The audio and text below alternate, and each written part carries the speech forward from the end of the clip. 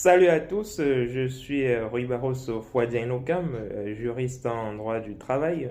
Très heureux de vous retrouver aujourd'hui dans le cadre de nos vidéos hebdomadaires relatives à l'application du droit du travail et au droit, on va dire, social de manière générale.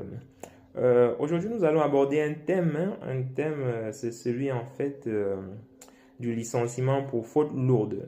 Voilà, c'est un thème qui a fait les choux gras, on va dire, de la jurisprudence sociale au niveau de la Cour de cassation cette semaine, ou plutôt le mois passé.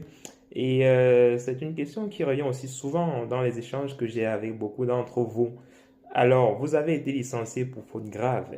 Est-ce que votre employeur peut se retourner contre vous pour demander des dommages et intérêts?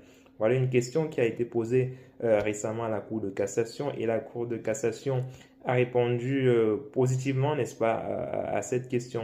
Voilà, il s'agissait d'un salarié qui avait été embauché et qui avait conduit, n'est-ce pas, sous l'effet de produits stupéfiants à une vitesse excessive. Voilà, et ce comportement a causé un dommage de l'ordre de près de 120 000 à son employeur parce que justement le véhicule de service qui lui avait été confié dans le cadre de son activité a été totalement détruit dans le cadre de cet accident-là.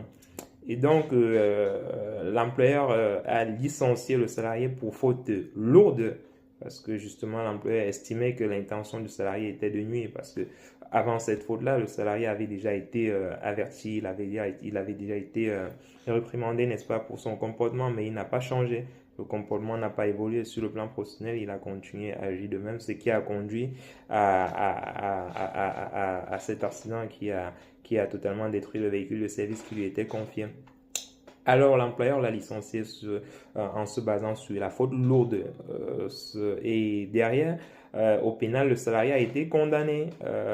Sur le plan pénal, il a été condamné. Et au procès pénal, l'employeur s'était constitué partie civile, n'est-ce pas, au procès pénal. Et derrière cette condition de partie civile, là, l'employeur a demandé à obtenir les dommages et intérêts au salarié. Chose que le salarié n'a pas accepté. Le salarié, il a estimé en retour que voilà, l'employeur il avait été licencié pour faute grave. L'employeur ne pouvait pas invoquer la faute grave, n'est-ce pas, pour avoir des réparations pécuniaires.